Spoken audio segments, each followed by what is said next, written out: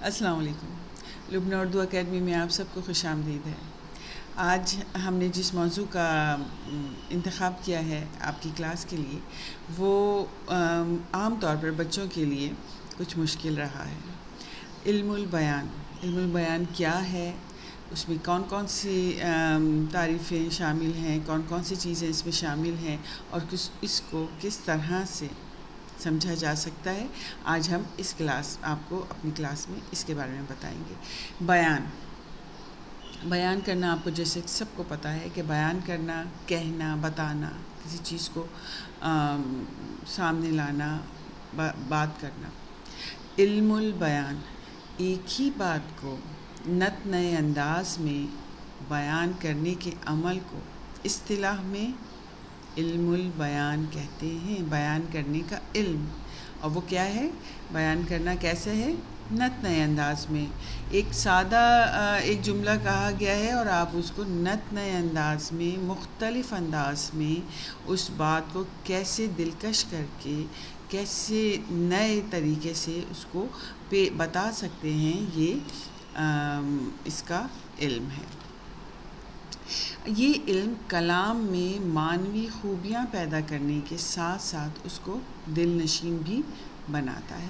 علم البیان کا استعمال آپ کو نثری ادب میں اور شعری ادب دونوں میں نظر آتا ہے۔ ایسا نہیں ہے کہ آپ کے نصاب میں جو ہے وہی شامل ہے، بلکہ آپ کے شعر میں بھی، شعری ادب جو ہے، جب آپ نظمیں اور غزلیں پڑھتے ہیں تب بھی آپ کو اس کا علم البیان کی اصطلاح اور علم البیان کی مثالیں نظر آتی ہیں۔ اچھا، اب آپ یہ جان لیجئے کہ علم البیان میں کون کون سی چیزیں شامل ہیں، یعنی کون کون سی علم البیان کو کس طرح سے درجہ بندی کی گئی ہے۔ علم البیان میں 4 چیزیں شامل ہیں: تشبیہ، استعارہ، کنایہ، مجاز مرسل۔ تشبیہ اور استعارہ۔ تشبیہ اور استعارہ عام طور پر بچے پچھلی جماعتوں سے ہی کرتے چلے آتے ہیں، اور آپ کو ان کا اچھی طرح سے، آپ کو اس کی مشق بھی ہوتی ہے اور آپ اس کو اچھی طرح سے جانتے بھی ہیں۔ تشبیہ کیا ہے؟ تشبیہ کے معنی ہیں کسی مشترک خوبی کی بنا پر ایک چیز کو دوسرے کی مانند قرار دینا۔ ٹھیک ہے؟ تشبیہ کے استعمال کے وقت حرف تشبیہ استعمال کیا جاتا ہے۔ حرف تشبیہ کیا ہے؟ کی مانند، کی طرح، جیسا، یہ ضرور ہوگا تو آپ فوراً پہچان لیں گے کہ اس میں یہاں تشبیہ کا استعمال ہوا ہے۔ جیسے دلہن چاند کی طرح خوبصورت ہے۔ ٹھیک ہے؟ آپ دلہن کی خوبصورتی کو اور اس کی دلکشی کو چاند کی خوبصورتی کے مانند قرار دے رہے ہیں، اور یہاں حرف تشبیہ استعمال ہوا ہے کی طرح۔ تو آپ جیسے ایک چیز کو دوسری چیز کی ایک چیز کی خوبی کو دوسری چیز کی خوبی کے مانند بناتے ہیں، قرار دیتے ہیں، تو وہاں پہ حرف تشبیہ بھی استعمال ہوا ہوتا ہے۔ وہ مثال تشبیہ کی ہے۔ ٹھیک ہے؟ اس کو آپ فوراً پہچان لیتے ہیں اور آپ نے اس کی مشق بھی کی ہوئی ہے۔ جیسے میرا بیٹا شیر کی طرح بہادر ہے۔ ٹھیک ہے؟ اپنے بیٹے کی مثال، وہ اپنے بیٹے کی بہادری کو شیر کی بہادری کے مانند قرار دے رہے ہیں، خوبی کو دوسرے کے مانند۔ اس چشمے کا پانی برف کی مانند ٹھنڈا ہے۔ ہو گئی ہے حرف تشبیہ، آپ اچھی طرح سے اس کو جان چکے ہیں۔ استعارہ جو دوسرا درجہ ہے، یا علم البیان کی دوسری شاخ ہے، وہ ہے استعارہ۔ استعارہ عربی زبان کا لفظ ہے اور اس کے معنی ادھار لینے کے ہیں۔ ٹھیک ہے؟ استعارہ میں کسی کی خوبی کو مستعار لیا جاتا ہے، یعنی ادھار لیا جاتا ہے، اور اس کے مجازی معنی استعمال ہوتے ہیں، اور اس میں حرف تشبیہ کا استعمال نہیں ہوتا۔ اس کی پہچان کیا ہے؟ استعارے کی اور تشبیہ کی پہچان، یا اس میں آپس میں فرق کیا ہے کہ تشبیہ میں حرف تشبیہ استعمال ہوگا، کی مانند، کی طرح، جیسا، لیکن استعارہ میں حرف تشبیہ کا استعمال نہیں ہوگا۔ کسی کی خوبی کو اگر آپ ادھار لے رہے ہیں اور اپنے بیان میں یا اپنی بات میں کسی کی خوبی کے طرح اس کو قرار دے رہے ہیں، لیکن اس میں حرف تشبیہ استعمال نہیں کیا جا رہا ہے، تو وہ استعارہ ہے۔ جیسے میرا بیٹا شیر ہے۔ یہاں پہ حرف تشبیہ جب نہیں استعمال ہوا ہوا ہے تو وہ استعارہ ہے. یہاں پہ استعارہ کا استعمال ہوا ہوا ہے. بیٹے کی بہادری کے بارے میں وہ بیان کر رہے ہیں اور شیر کی مانند اسے قرار دے رہے ہیں، لیکن یہاں پہ تشبیہ نہیں دے رہے بلکہ اس کو شیر بتا رہے ہیں کہ وہ شیر ہے، یعنی شیر کی طرح بہادر ہے. کھانا برف ہو گیا. کھانا برف نہیں بن جاتا، لیکن وہ جو برف کی خوبی ہے ٹھنڈا ہونا، تو وہ اس کو ادھار لے کے مستعار لے کے اس جگہ اس کو کھانے کو اس کے برابر یا اس کی طرح قرار دے رہے ہیں، اس خوبی کو اس میں بیان کیا جا رہا ہے. تو اس میں آپ کو امید ہے کہ آپ سمجھ گئے ہوں گے کہ تشبیہ اور استعارہ میں کیا فرق ہے. کہ تشبیہ میں حرف تشبیہ استعمال ہو رہا ہے اور استعارہ میں حرف تشبیہ استعمال نہیں ہو رہا، لیکن خوبی کو ادھار لیا جا رہا ہے، مستعار لیا جا رہا ہے اور اس طرح سے اپنی بات کو بیان کیا جاتا ہے. تو یہ دو چیزیں تو آپ کو اچھی طرح آپ سمجھتے ہی ہیں.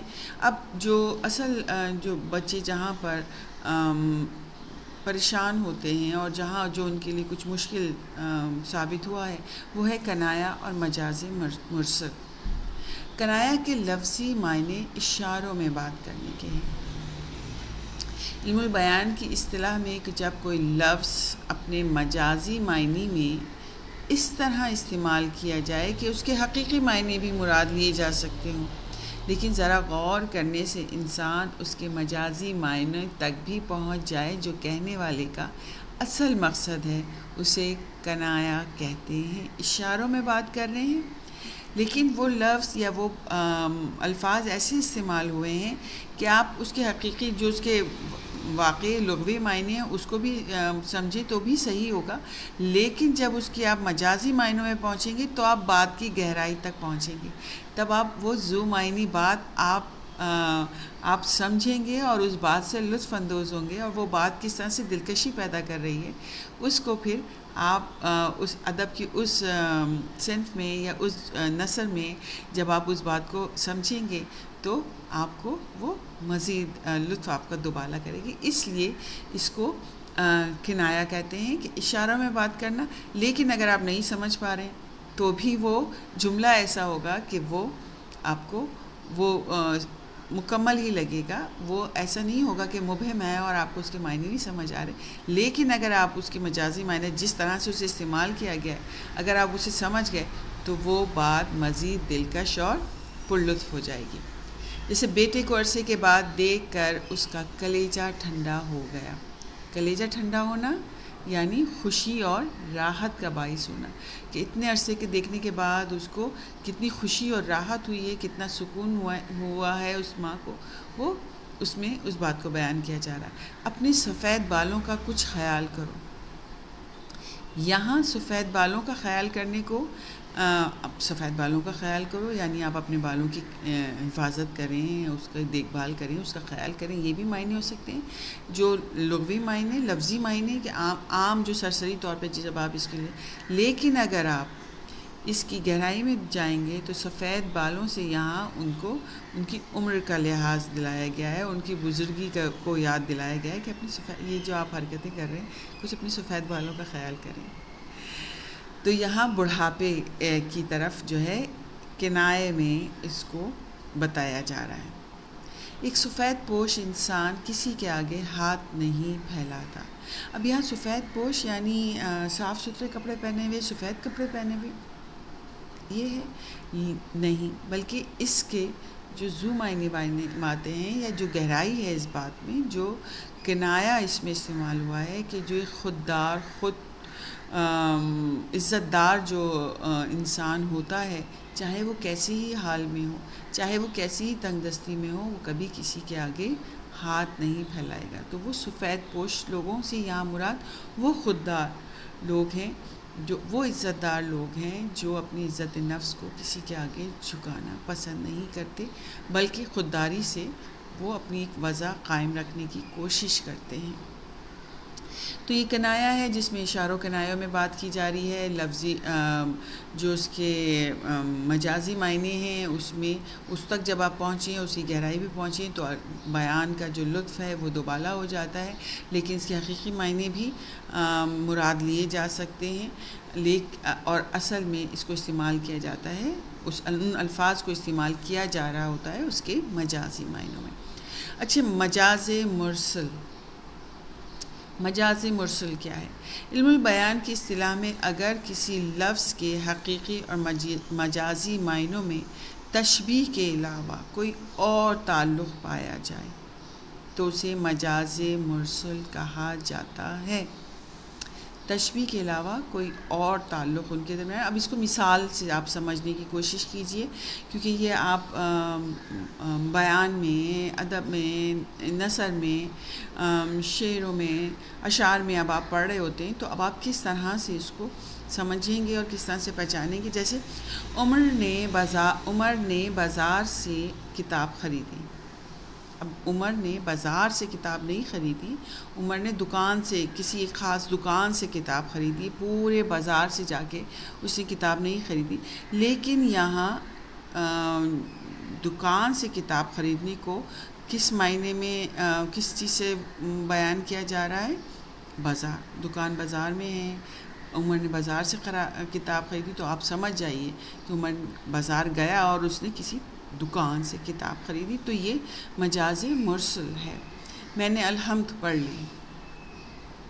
سورہ فاتحہ کے بارے میں کہا جا رہا ہے، لیکن اس کو تشبیہ دی جا رہی ہے ایک لفظ سے کہ الحمد پڑھ لی. تو اس سے آپ فوراً اس بات کا اندازہ لگا لیں گے اور آپ کو سمجھ آ جائے گا کہ الحمد نہیں پڑھی، بلکہ صرف الحمد یہ ایک لفظ نہیں پڑھا، بلکہ یہاں بات کس کی ہو رہی ہے؟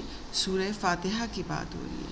تو ایک لفظ سے جو تشبیہ دی جا رہی ہے وہ اس سے وہ تعلق اور وہ بات جو ہے واضح پوری ہو جاتی ہے، اور آپ کو پوری وہ بات یا وہ لفظ بتانے کی ضرورت نہیں ہوتی، بلکہ ایک تعلق جو ہے ان کے درمیان میں وہ آپ سمجھتے ہیں، آپ کو پتہ ہوتا ہے اور آپ اس بات تک فوراً پہنچ جاتے ہیں. الحمد پڑھنے کا مطلب سورہ فاتحہ پڑھ لی ہے. آج بادل خوب برسا. اب یہاں بادل خوب برسا، بادل نہیں برس برس کے زمین پہ گر رہا ہوتا ہے، بلکہ کیا ہو رہا ہوتا ہے؟ بارش برس رہی ہوتی ہے. لیکن آپ اس تعلق کو فوراً پہچان لیتے ہیں. بادل برسنے کو آپ فوراً آپ سمجھ جاتے ہیں کہ ان کا مطلب ہے کہ بارش خوب برسی ہے. تو جو ایک تعلق ہے اس تشبیہ کے درمیان، اس کو وہ مجاز مرسل ہے. آگ جل رہی ہے. آگ جل نہیں رہی ہوتی، بلکہ کون جل رہا ہوتا ہے؟ لکڑیاں جل رہی ہوتی ہیں. جیسے اگر لکڑیوں سے آگ لگی ہوئی ہے تو ہم کہیں گے کہ جنگل میں رات گزارنے کے لیے انہوں نے آگ جلائی. وہ آگ جو ہے وہ انہوں نے آگ نہیں جلائی ہوتی ہے، بلکہ لکڑیاں جلائی ہیں. لیکن جو تعلق ہے تو اس سے آپ فوراً سمجھ جاتے ہیں کہ ہاں آگ کس طرح سے جلائی ہوگی اور کیا استعمال کیا گیا ہے اور کس طرح سے لکڑیوں سے آگ لگائی ہے. تو یہ کنایا اور مجاز مرسل میں فرق ہے کہ مجازی معنی بھی ہیں کنایا میں، مجازی معنی بھی استعمال کیے ہیں، لیکن حقیقی معنی بھی اس طرح سے لیے ہوئے ہیں کہ وہ بھی مراد لیے جا سکتے ہیں. لیکن اصل جو اس کا ان کی کوشش ہوتی ہے بیان کرنے کی وہ یہ ہے کہ آپ اس میں ان کے مجازی معنی جو ذو معنی بات کی جاتی ہے تو آپ اس میں اس کو اس کی مجازی معنی کو سمجھ کر اس بات سے لطف اندوز ہو سکیں. اور مجاز مرسل میں تشبیہ کے علاوہ حقیقی اور مجازی معنوں میں جو ایک تعلق ہوتا ہے وہ آپ سمجھ لیتے ہیں، اور وہ جہاں استعمال ہوا ہوتا ہے تو آپ کو فوراً سمجھ آ جاتا ہے کہ ہاں کہ یہاں پہ ان مجازی اور لغوی معنوں میں ایک تعلق ہے. یہاں جو بات کی جا رہی ہے اس کا مطلب یہ نہیں کہ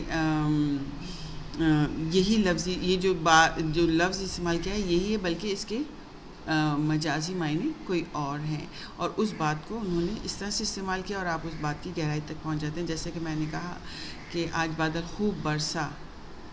بارش، پانی، جو بارش کا پانی ہے وہ برسا ہے بادل کے اندر سے، لیکن ہم یہ کہتے ہیں کہ بادل برسا. تو اس طرح سے لیکن آپ فوراً سمجھ جاتے ہیں کہ بارش کے بارے میں بات ہو رہی. تو اس طرح سے علم البیان کی یہ 4 درجہ بندی ہے. اس کو اس طرح سے تقسیم کیا جاتا ہے: تشبیہ اور استعارہ، کنایا اور مجاز مرسل. اور آپ نے اس کو مثالوں کے ذریعے جو ہے سمجھا.